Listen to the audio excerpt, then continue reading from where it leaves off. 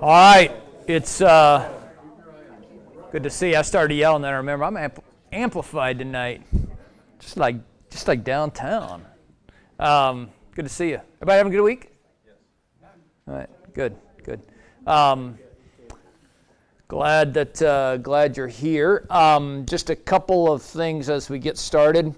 Regular service schedule on Sunday. All right, ABF's 9:30. Service 10:30. We'll be back in 1 Corinthians. Is the sound all right? Does it? I don't know. It's a little weird to me, but that may just be my hearing problems. So regular schedule on Sunday. Plan on being there for that. We are planning this week for the family fun night.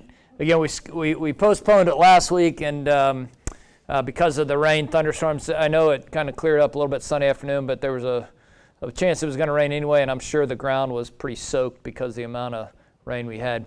So we are planning on that this week. 6:30 food will be ready at 6:30. Come at any time. Be game stuff going on. Bring some games. Bring some lawn chairs. We're going to plan on just having a movie set up to watch. I think it's Facing the Giants. So some of you might be familiar with that.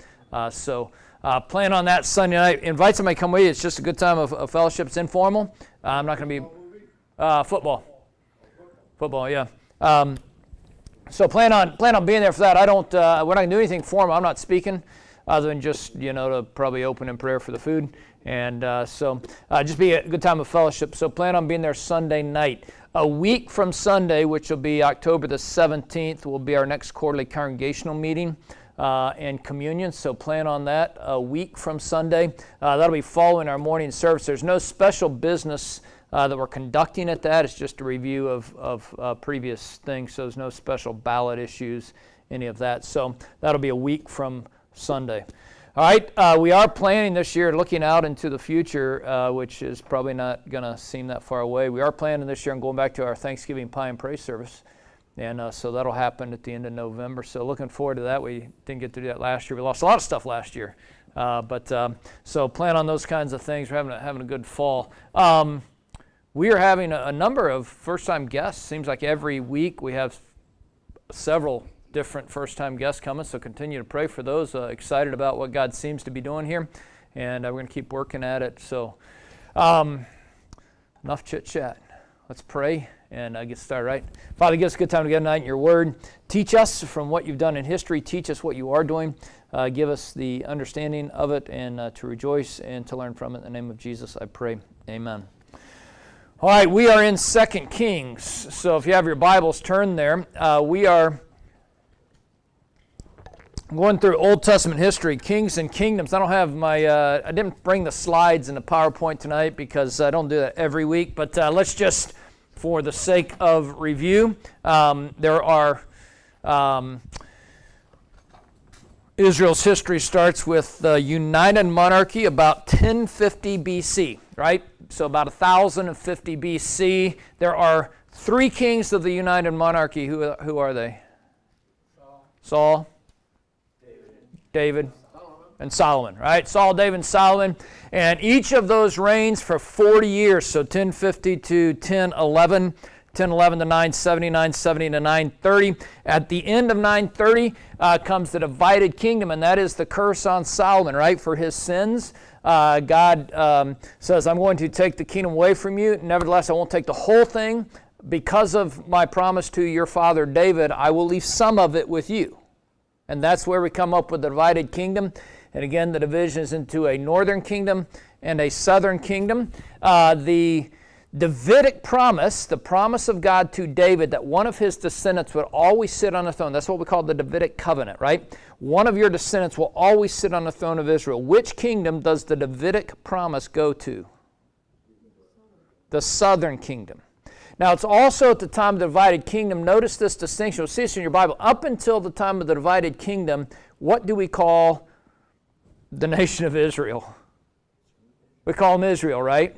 After the divided kingdom, the names change a little bit. The northern kingdom is Israel. The southern kingdom is Judah. Okay, so keep that in mind, that after the divided kingdom, really beginning about 1 Kings, after the period of the divided kingdom, when you see the name Israel, it's not a reference to the 12 tribes as a whole nation, it's a reference to the 10 tribes of the north. Okay, so you got to keep that in mind, because sometimes you'll be reading along about Israel and you'll think, well, this is about the whole nation, and it's not. There's Israel in the north, Judah in the south. The southern kingdom is the kingdom of David, where the Davidic promise goes to. The northern kingdom becomes the place where every single king in the north is bad. They're all evil. Okay? There is a little bit of crossover, and we've just seen it right about the time we're talking now in 2 Kings, where the household of Omri actually has connections in the kings of both the southern and the northern kingdom because of an intermarriage there. Remember, many marriages in these ancient times between kings are political, for political purposes. I think a lot of Solomon's, Solomon had a bunch of marriages, and a lot of those were political alliances. Okay, so it was just the practice of the day. It's not the kind of thing probably that we do today so much in our modern world, but it's a practice of the day back then. All right, so we're in 2 Kings chapter 10. We have had in the book of 2 Kings the transition from Elijah to Elisha. Remember, Elijah was a prophet of God. Elisha becomes his successor, and Elisha becomes the voice of God to the people at this time. You have probably in 2 Kings the end of, and what we're looking at tonight is the end of the house of Omri. All right, so Ahab is probably a name you're familiar with, right? King Ahab. King Ahab's father was Omri, and Omri becomes the king. Ahab, he has a son, Ahaziah, that rules. Ahaziah dies, but Ahaziah has no son, so another king, another son of Ahab becomes king. And again, it's all in 2 Kings. Now, and let me just throw this in here. One thing that would be easy to do is get confused with the names, because you're reading all these names, and I'm studying this stuff to try to communicate it to you in an intelligible way, and I keep having to remind myself, okay, which guy are we talking about here? Which king, which kingdom? Because a lot of names are similar. Joram, Jehoram, there's one in both kingdoms. All right, there are two Jeroboams. Both of them are in the northern kingdom. All right, so, but a lot of the names are similar. You have Athaliah, Ahaziah. You got a whole bunch of things going on. And by the way, you'll notice that a lot of the names of the kings end with AH. Why is that? Yah. All right, the name of God was Yahweh, and a lot of them end with AH, somehow connected to Yahweh. A number of them begin with JE. Why? No, Yahweh, the same reason. The same reason. Now, in English, the word Jehovah, right? Jehovah is kind of a mix of two words put together, the consonants of one word and the vowels of another. But Jehovah, Yahweh, the Hebrew Yod is where we get the J sound, the closest thing to a J sound. So I point that out not because you need to know it, but just remember a lot of these kings' names are attached to Yahweh in one way or another. But the problem with a lot of these kings is that they don't live up to their names. All right, so there's this constant problem. So we're in 2 Kings chapter 10 with a man named Jehu. We have seen Jehu already. In chapter 9, he kills Joram of the northern kingdom. All right. He also kills Ahaziah of the southern kingdom. And he is responsible for the death of Jezebel, the wife of Ahab. All right, that's all in the end of 2 Kings 9. And this is kind of interesting. In verse number 36 of 9, they say, "Therefore they returned and told him, this is the word of the Lord by which he spoke by his servant Elijah the Tishbite, saying, in the property of Jezreel the dog shall eat the flesh of Jezebel, and the corpse of Jezebel will be as dung on the face in the field, as dung on the face of the field in the property of Jezreel, so they cannot say this is Jezebel." And that prophecy came true. Right? Because God always keeps his promises. Good ones, bad ones, God always keeps his promises. Now, here's what you have, all right? And so follow along here, because what Jehu has just done is overthrow two kingdoms. Very close. He's overthrown the northern kingdom in Joram. He's overthrown the southern kingdom in Ahaziah. All right, he's overthrown 2 kingdoms. And the queen mother, Jezebel, he has killed. So in chapter 10, Ahab has 70 sons in Samaria. Maybe not 70 sons. Like when you hear the word son, you think of the immediate descendant, right? The word son in the Old Testament, as in many other places, can refer to generations. So this might not be he had 70 direct sons. It might be 70 descendants and sons and grandsons, maybe by this time some great-grandsons. But there are 70 descendants of Ahab in Samaria. Now, what is Samaria? Samaria is the capital of the north. All right, what's the capital of the south? Jerusalem. Samaria is the capital of the north. Jerusalem is the capital of the south. So Jehu wrote letters. He sends them to Samaria, to the rulers of Jezreel, the elders, to the guardians of the children of Ahab. Now, again, what is Jezreel? It's another city, right? Does anybody know what Jezreel is most famous for? Its location. Why? Why is Jezreel? Huh? It's in the Valley of Megiddo, but that's not what. It is the place of the winter palace for the kings of the north. So it's kind of like kind of like a Camp David, maybe. I don't know. So it's where you go to spend the winter. So Samaria is the capital. You go to Jezreel. It's the place of the winter palace. Now, why does he send? Notice he sends letters to Samaria, to the rulers of Jezreel. 2 cities, both connected to places where the king would have spent a lot of time. What does he say to them? When this letter comes to you, since your master's sons are with you, as well as the chariots and the horses and the fortified city and the weapons, select the best and fittest of your master's sons, Ahab's sons, his descendants, and set him on his father's throne and fight for your master's house. All right? So what does he say? He gets all these people to say, you pick the next king. You pick the next one. You got 70. Pick the next one. Pick one who's going to fight for you. Don't pick somebody who's just going to roll over. Pick somebody who's going to fight for your house and fight for your kingdom. But it is interesting. They feared greatly, verse number 4, and they said, behold, 2 kings did not stand before him. How then can we stand? All right, so we're not about to do that because we know what happened to the last guy, and we know what happened to his compatriot in the south. We're not about to pick the next one because Jehu has too much power. Jehu has too much. We are not going to cross him because we know what he does when you cross him. And what's interesting, anybody read 2 Kings 10 lately? Do you know what's coming? All right. These are smart people. All right. Because they were not prophets, but they could read the proverbial handwriting on the wall. All right. So we're not going to pick that. The one who's over the household, he was over the city, the elders, the guardians. They sent word to Jehu saying, we are your servants. All that you say to us, we will do. We will not make any man king. You do what is good in your sight. So basically, they just bail. They know Jehu, what he's already done. They say, we don't want any part of that. We don't want to cross this guy, all right, because we want to live. And so, hey, we're not going to appoint the king. You tell us what to do. So he writes him a letter a second time. He says, if you're on my side, listen to my voice, take the heads of the men, your master's sons, and come to me at Jezreel tomorrow about this time. King's sons, 70 persons, were with the great men of the city who were rearing them. When the letter came, they took the king's sons and slaughtered them, 70 persons, and put their heads in baskets and sent them to him at Jezreel. I think in verse number 6, when he says, bring their heads to me, he meant separated from their bodies. So these guys show up the next morning at Jezreel with baskets full of 70 heads.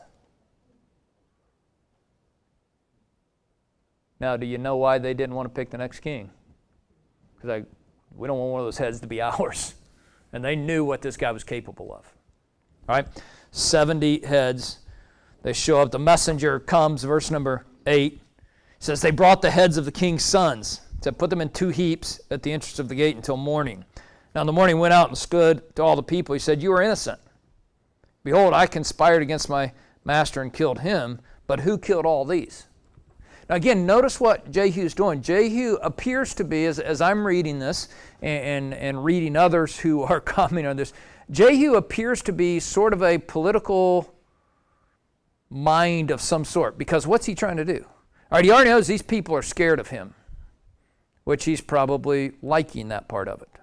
All right? But here's what he also knows is he's trying to get all Israel against on his side. And if they get word that Jehu is just this madman who's going around and killing tons of people, that might not work out so well. And so he says to them, you are innocent. All right? I know you guys didn't really kill these 70 people. Why would he say that?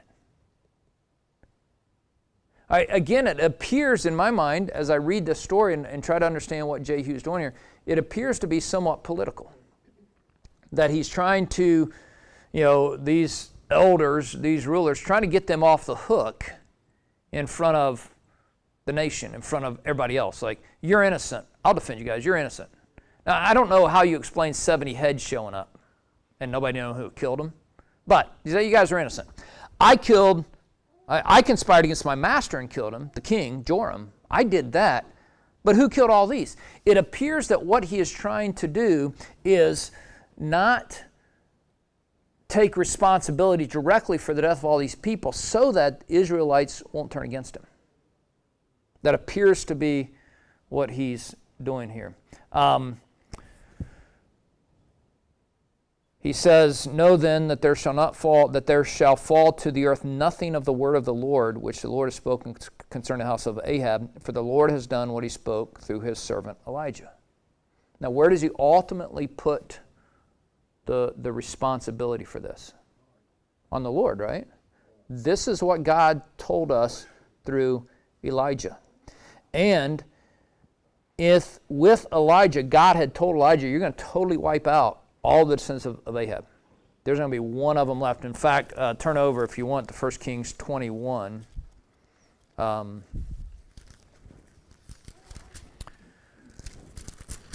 Kings 21. Behold, I will bring evil on you. This is Ahab speaking to Elijah. I will bring evil upon you and will utterly sweep you away and cut off from every male, both bond and free in Israel. I'll make your house like the house of Jeroboam, the son of Nebat, like the house of Baasha, the son of Ahijah, because of provocation with which you provoked me to anger, because you made Israel sin. Of Jezebel also the Lord has spoken, the dogs will eat Jezebel in the district of Jezreel. So God had promised through Elijah, I'm gonna wipe your whole entire house out. All of your descendants, your reign is over. Right? And so when it comes to pass, what does Jehu say? This is the word of the Lord.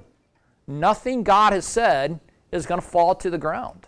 That's the image of it. It's not going to get wasted. Everything God has said will come true.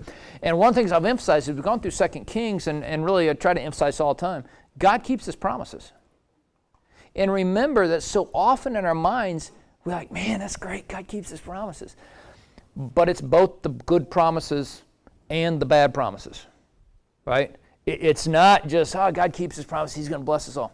God keeps the promises to curse. God keeps his promises to punish. Why? Because God always keeps his promises. It's part of who God is. It's part of his character as God. Right? So,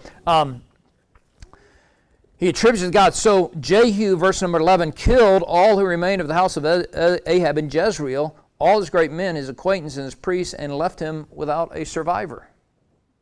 Okay, great. All right. Then he arises and departs and goes to Samaria.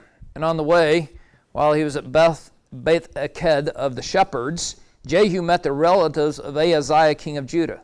Now, this is what I like, these places where it actually says Ahaziah is the king of Judah. So you know which side he's on, right?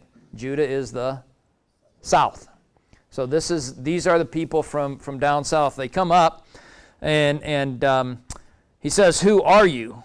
Verse number 13, they said, we're the relatives of Ahaziah. We've come down to greet the sons of the king and sons of the queen mother. All right. So apparently, it appears at this point that these people come from Ahaziah don't know that Jehu is now the guy with all the cards. He's the guy with the power. He has pulled off a coup d'etat. They don't know that yet. They go, well, we're coming to see the sons of the king and the queen mother. We're trying to. So Jehu says, take them alive. So he took them alive, and then he kills them at the pit of Beth Eked. 42 men, he left none of them. Why?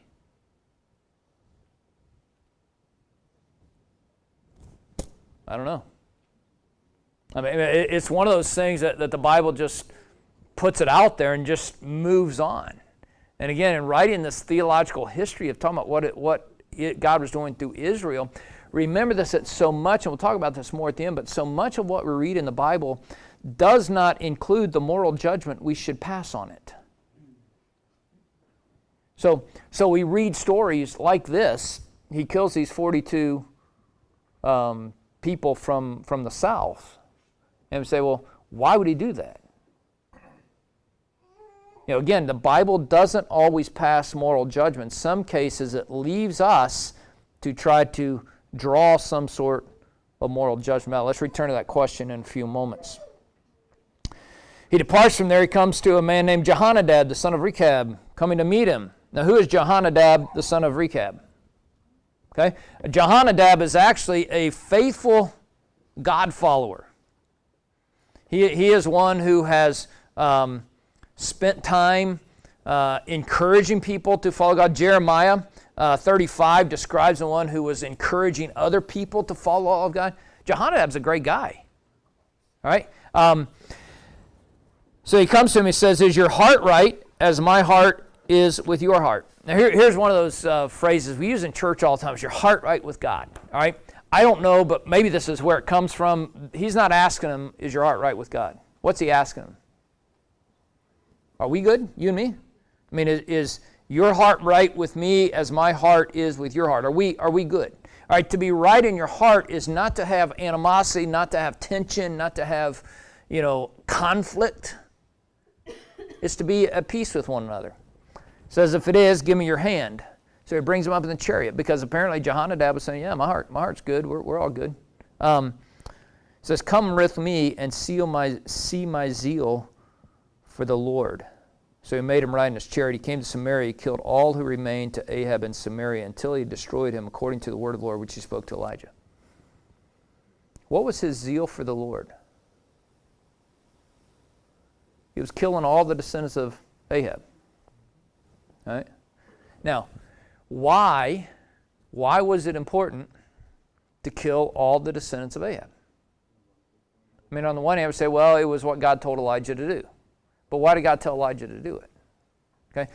This is where, again, where we have to, if we don't understand this from the Old Testament and New Testament, we're gonna head down some roads that are going to get us in some awkward places. Okay?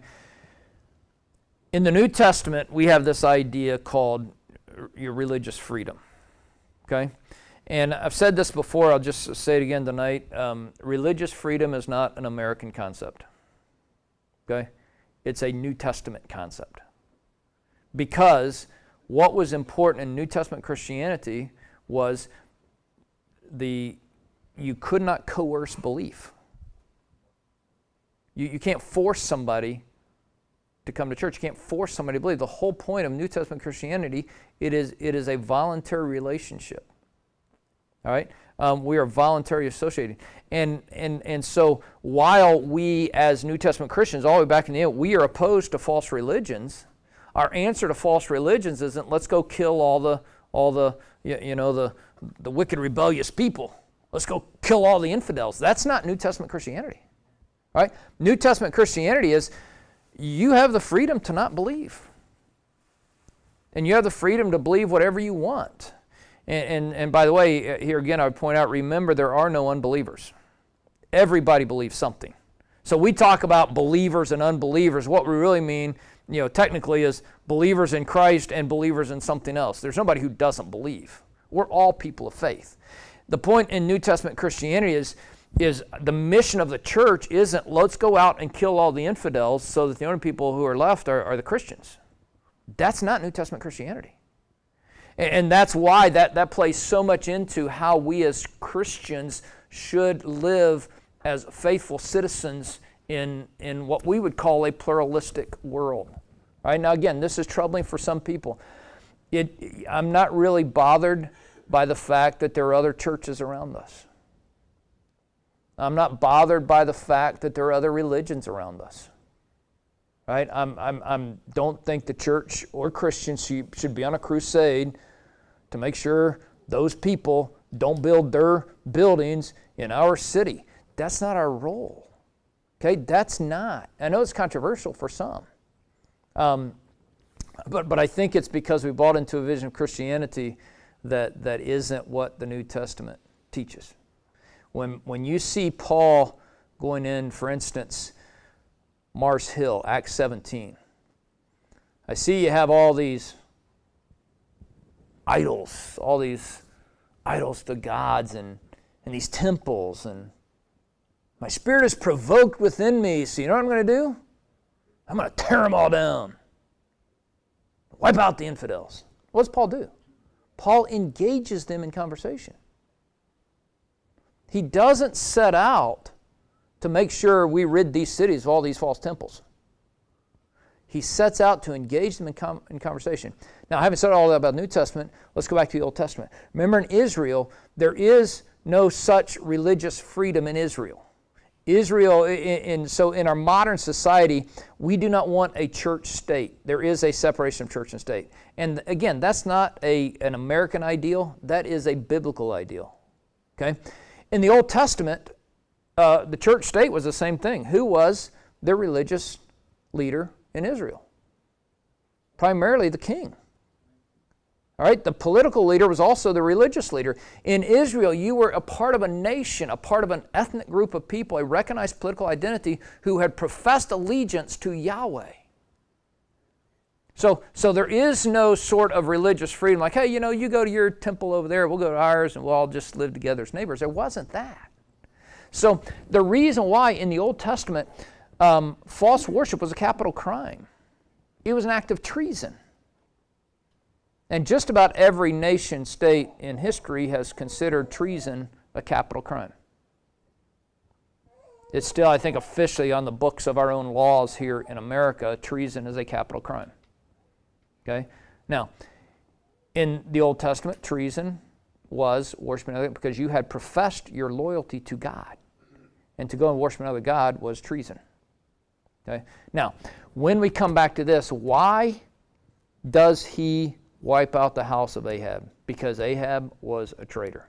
Wasn't it because that vineyard dude?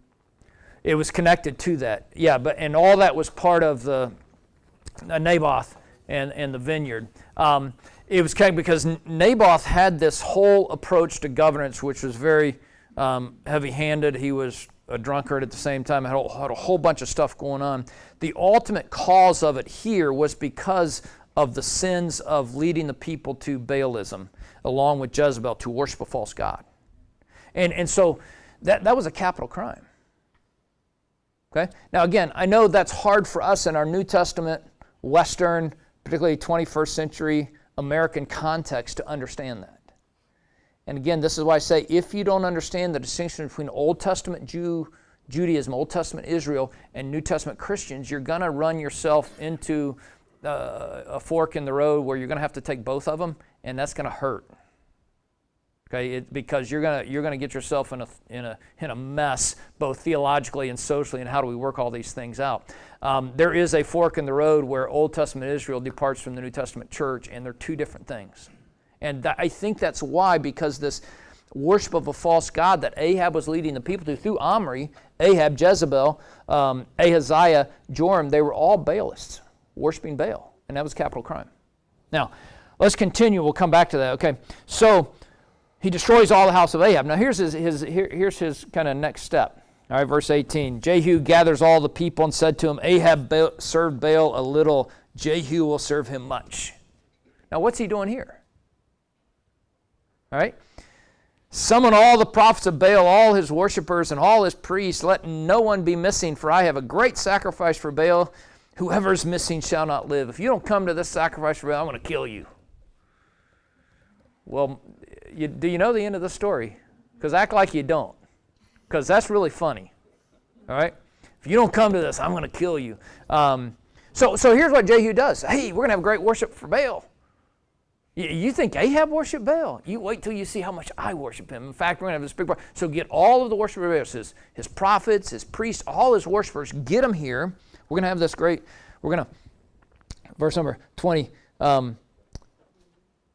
Verse number 19, Jehu did it in cunning so that he might destroy the worshipers of Baal. I just gave away the end of the story. But I did it because he gives it away right there. It's like, Jehu's making this up. Sanctify a solemn assembly for Baal, and they proclaimed it. So he sent through Israel, all the worshipers of Baal came. There was not a man left who did not come, and they went in the house of Baal. It's filled from one end to the other. They packed out the house.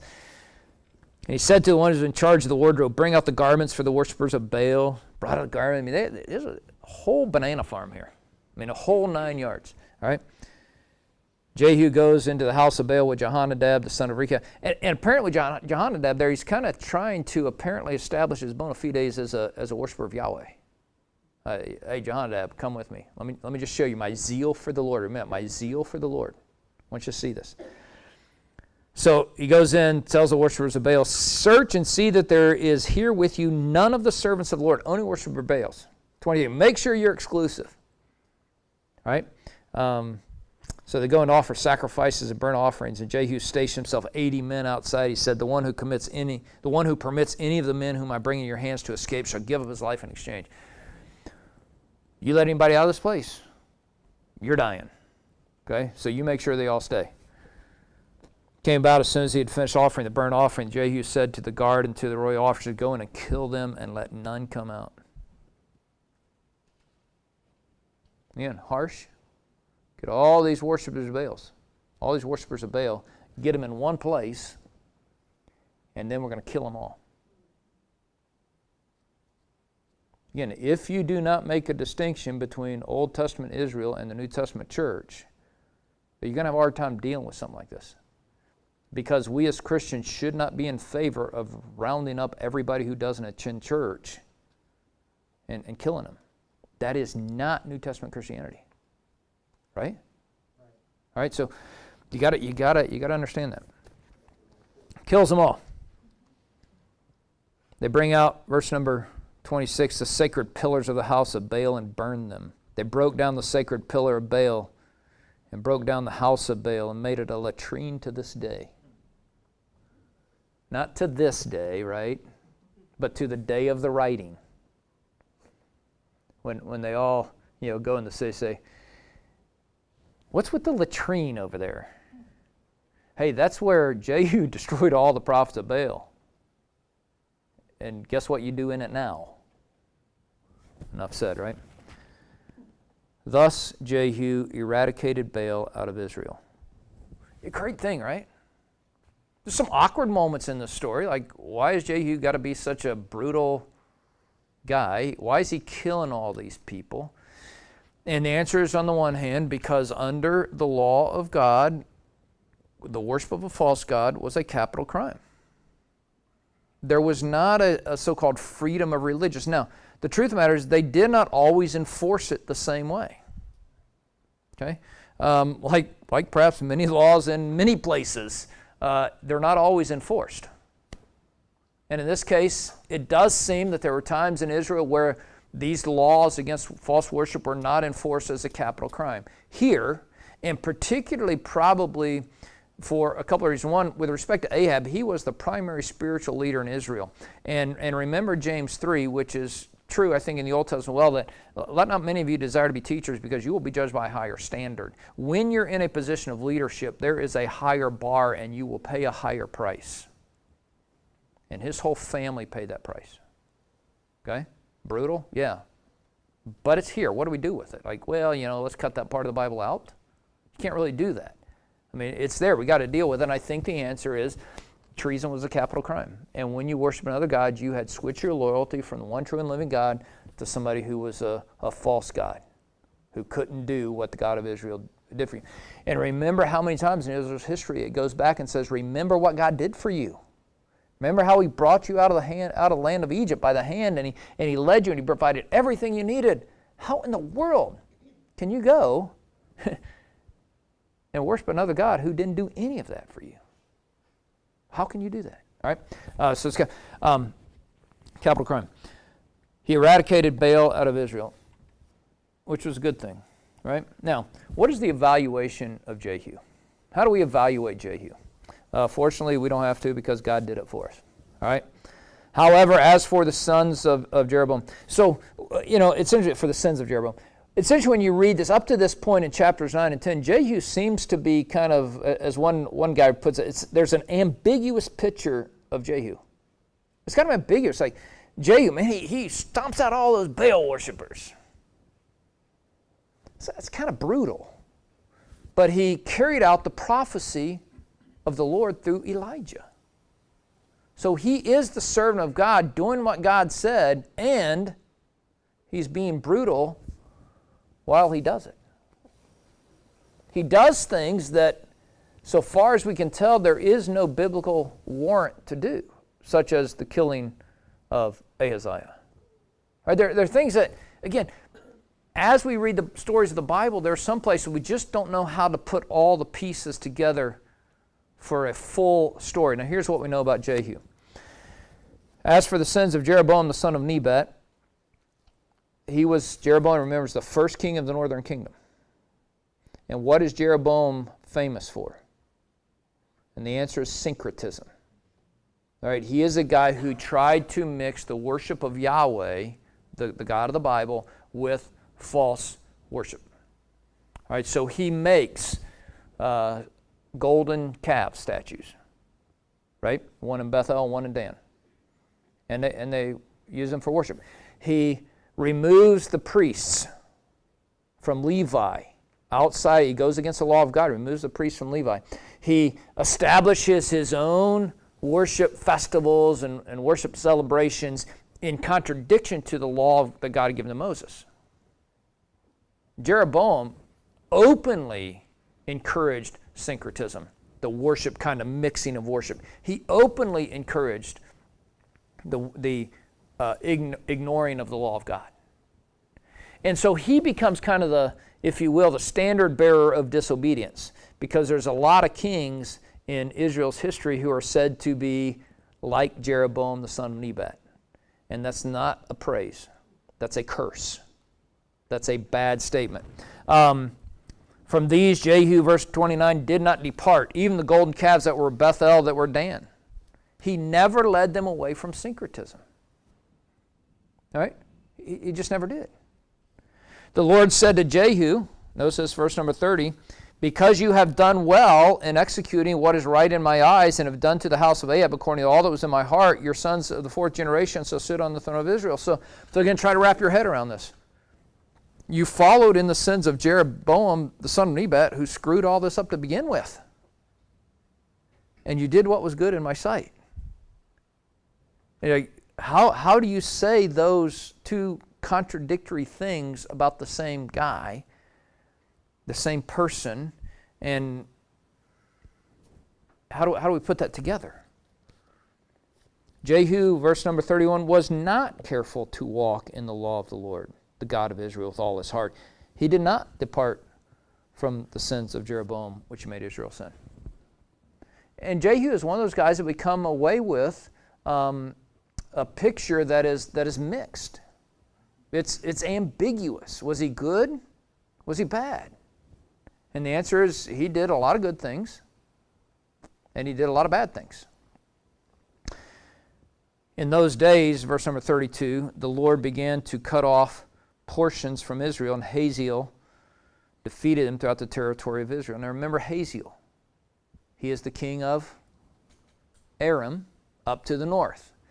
And he is the one that goes to Elisha, and Elisha says, Ben-Hadad was the king, and Hazael goes and asks, Ben-Hadad sent me to ask you if he's going to get better. And he says, tell him he'll get better, but I know he's going to die.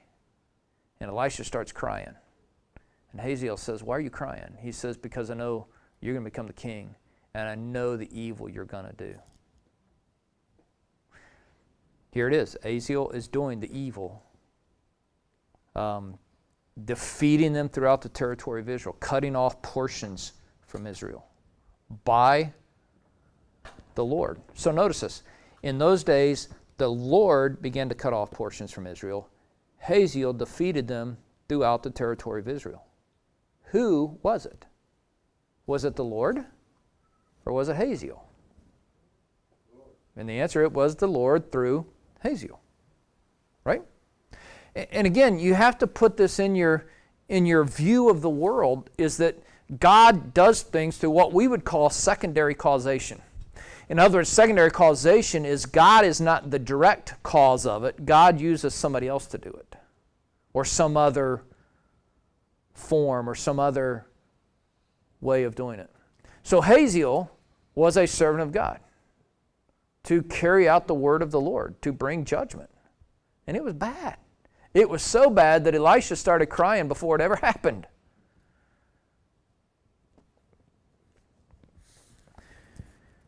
The rest of the acts of Jehu, verse 34, and all that he did and all his might, are they not written in the book of Chronicles of the kings of Israel? And Jehu slept with his fathers. They buried him in Samaria. Jehoaz, his son, became king in his place. The time which Jehu reigned over Israel was in Samaria was 28 years. And that's the end of Jehu. 28 years is, I believe, the longest king in the northern kingdom. There were longer kings in the southern kingdom, but his was the longest. What do we say about Jehu? He's a mixed bag. He's a guy who was chosen by God, chosen by Elisha. You're going to be the guy. You're going to carry out the prophecies of Elijah. You're going to destroy the house of Ahab. And God also knew along the way that you're also going to be walking in the sons of Jeroboam, in the sins of Jeroboam, the son of Nebat. So let me just read this to you again. Reading sometimes be a little awkward, but these are not my words, all right? And in spite of his achievement in eradicating the worship of Baal from Israel, he is not portrayed as an exemplary character, but one whose ends were marred by his means. Like the leaders of so many revolutions, he indulged in excesses in his attempt to remove evils which preceded him, committing evils of his own. His mishandling of prophecy puts him among the breed of ruthless politicians who claim an almost prophetic authority for themselves, justifying their deeds by appealing to the will of God. I think the reason I read that is because I think it sums up the life of Jehu really well. And I wanted you to know I didn't write that because I don't want you to accuse me of plagiarism, right? But I think it's really important to see this. He indulged in excesses. His attempts to remove evil were good, but in doing that, he committed evils of his own. And it's possible to do good things in ways that do not properly reflect the good that we're trying to accomplish.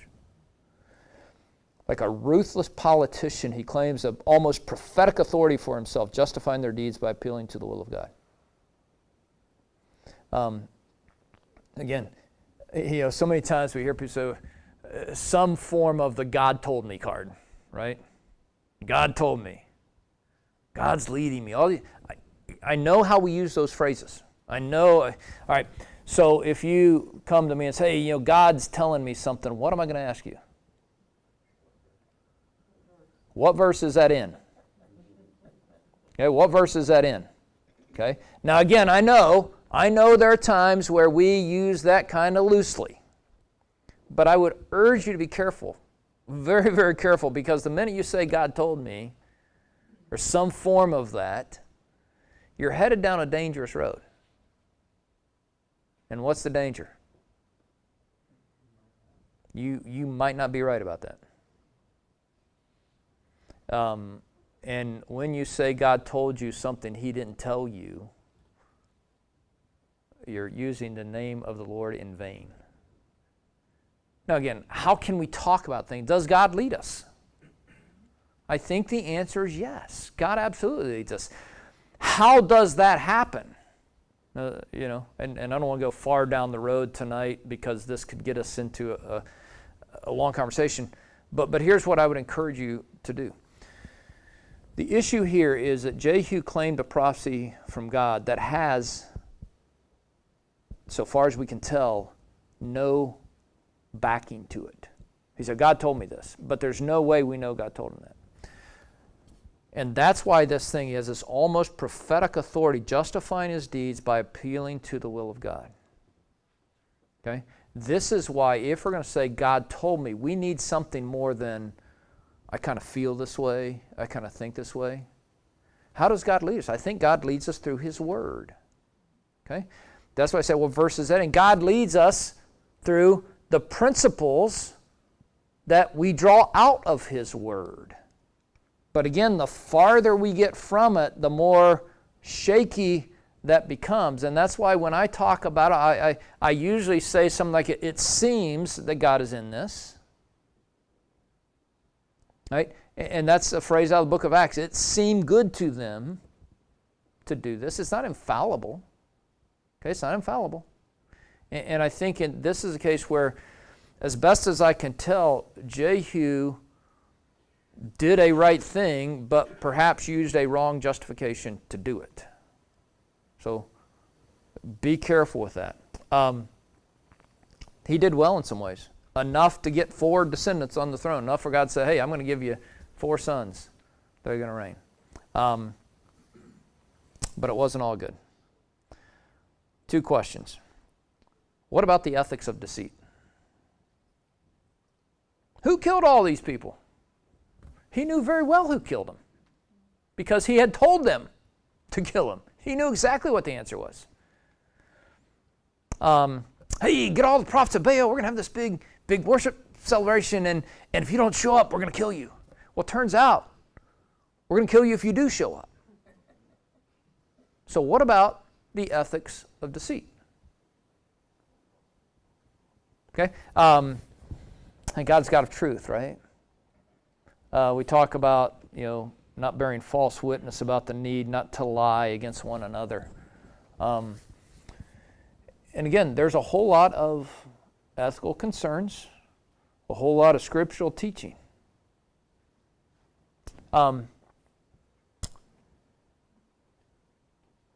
You go back to certain times in history where people have been put on the spot. So go back to illustrations often used. What if you're in World War II and they living in Germany and they show up at your house and say, you got any Jews living here? And your answer is, yeah, I do. Okay, bring them out, we're going to kill them. Or your answer is, no, I don't. And they live.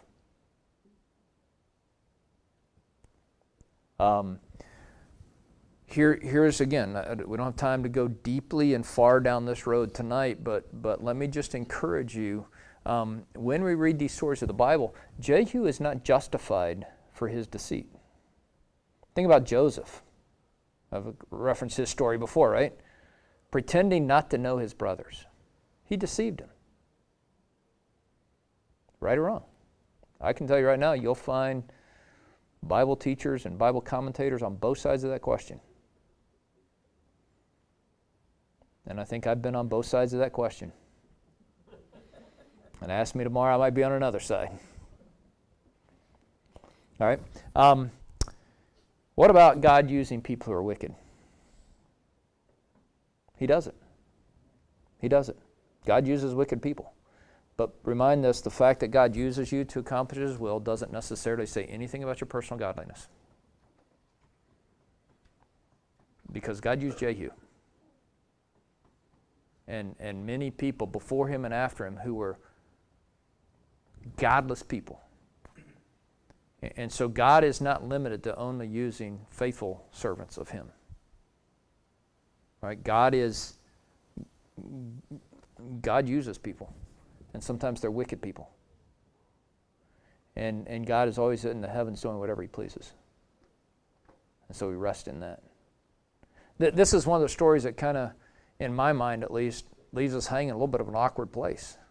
Because when I preach and teach the Bible, I like to give us real solid, clear answers. And honestly, there's some parts of this story that just don't leave us with real solid, clear answers. Because we have Jehu who did some really good things. And we have Jehu who did some really evil things. And in they're both in the text, and we can't just pretend like part of it's not there. He was used by God to carry out the prophecies of God and the judgments of God. And he did some things along the way that, for everything we can see, appear to be wrong. And in fact, he is declared to be wrong because he continued in the sins of Jeroboam. And God's big enough to deal with all that. I noticed along the way there were a couple hands here and there. Are there questions? Or yes, sir. Just talk about question mixed with comment. It seems as if Jehu is, he's in many ways he's a real likable guy. You kind of root for him. Yeah. But it seems as if it seems as if, I don't know if you feel this way, but it seems as if he took his anointing by the Lord to wipe out the house of Ahab, to throw in a few extras for good luck. You know? Exactly. But yet the Lord commends him for what he did. He wiped out the house of Ahab. Yeah, yeah.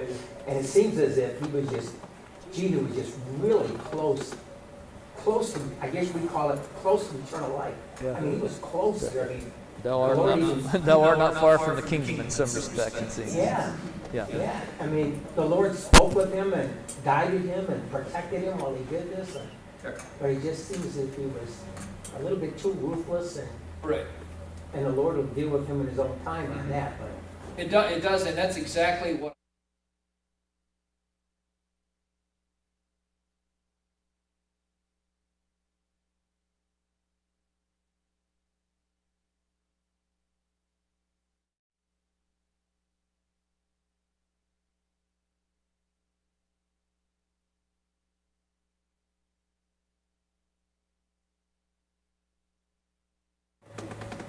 If you really look at Jehu, when he says, come up with me on the chariot and watch my zeal, that seems to be a personal pride of what he's going to do. And that seems to be, the thing is, the Lord looks at the heart, not what you want to be seen by others. Right. And one thing that strikes me about that is, you know, Jehonadab is known, and again, he's quoted by Jeremiah, sort of say Jeroboam. He's quoted, he's referenced by Jeremiah several hundred years later as a guy who was known for his devotion to the Lord. And it's almost as if, in my mind, it's almost as if Jehu is playing the political game here. That, hey, here's a guy who's known for his zeal for the Lord. Let me show you that I have the same kind of zeal. Let me show you, I'm right there with you. Almost to the issue of pride. Yeah. And it's interesting how that all works out.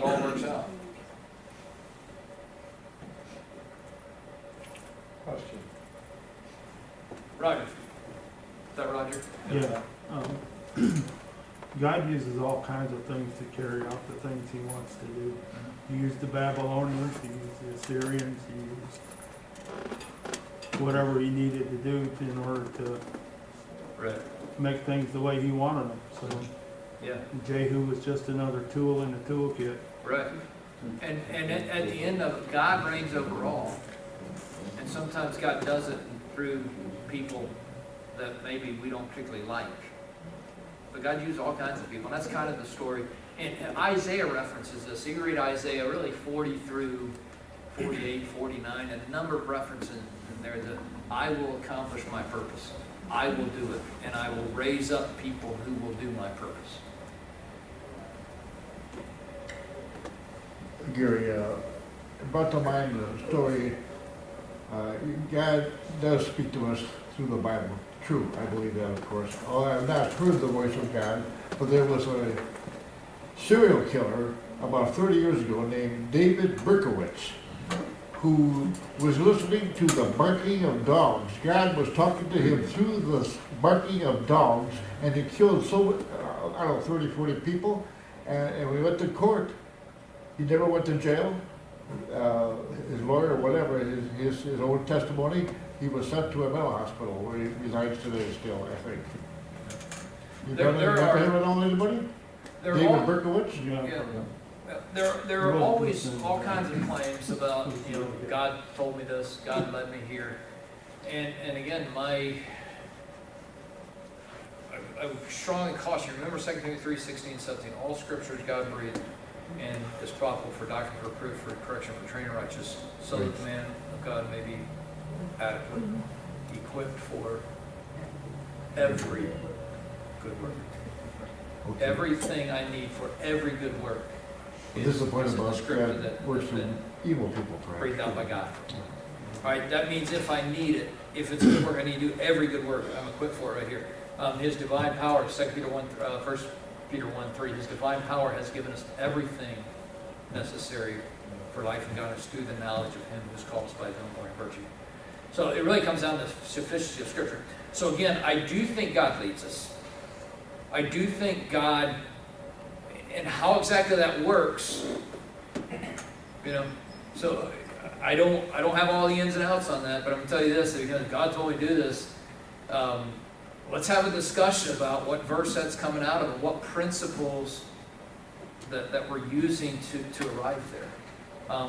Because again, think of it this way, once you break out the God told me card, God told me, like, how do you refute that? Hey, God told me He did tell you that. Now where are we?